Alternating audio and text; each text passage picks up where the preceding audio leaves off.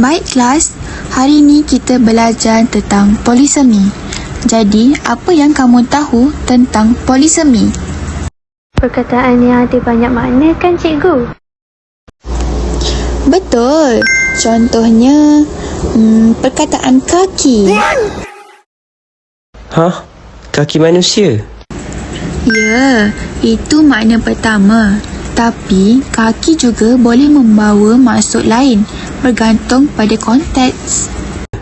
Kalau kaki meja? Betul tu. Kaki meja ialah bahagian bawah meja yang menyokong meja itu.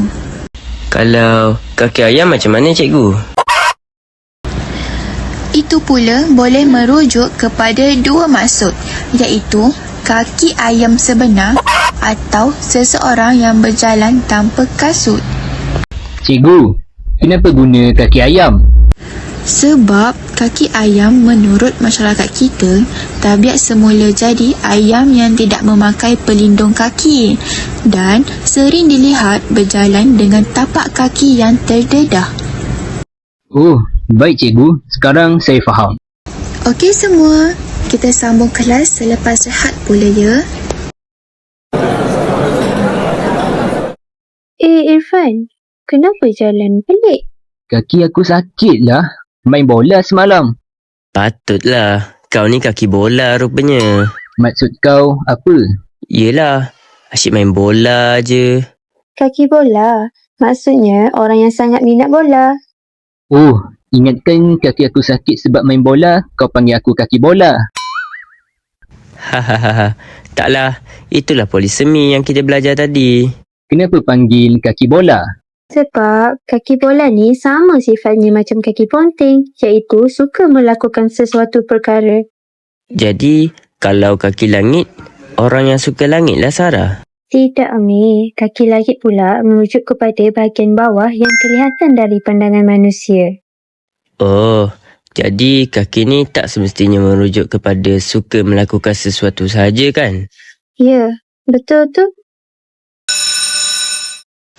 Baik, kita sambung belajar tentang polisemi lagi ya semua.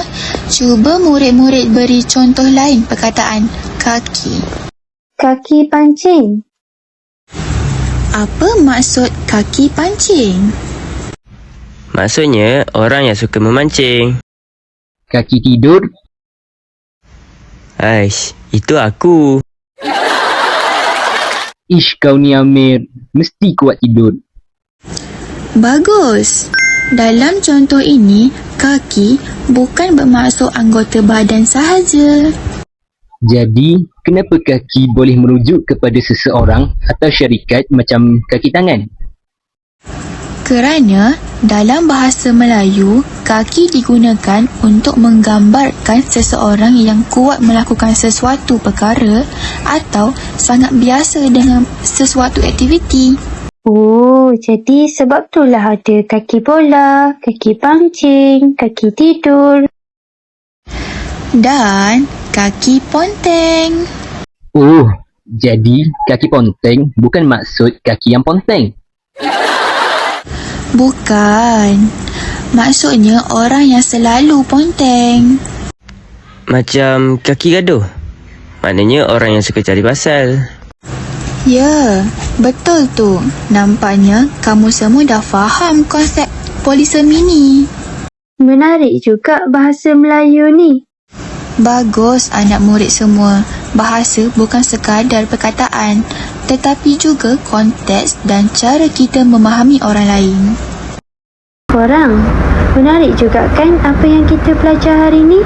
Saya baru tahu yang bukan saja kita belajar sekadar maksud perkataan, tapi banyak lagi cara untuk memahami polisemi kan? Betul tu. Saya pun rasa dapat belajar cara memahami maksud polisemi ini mengikut situasi. Dan kita tak boleh cepat terasa sebelum tahu maksud sebenar sebab nanti takut salah faham. Jadi, dalam bahasa, satu perkataan boleh membawa pelbagai makna. Fahamilah konteks sebelum membuat andaian kerana salah faham bermula daripada kata yang disalah tafsir.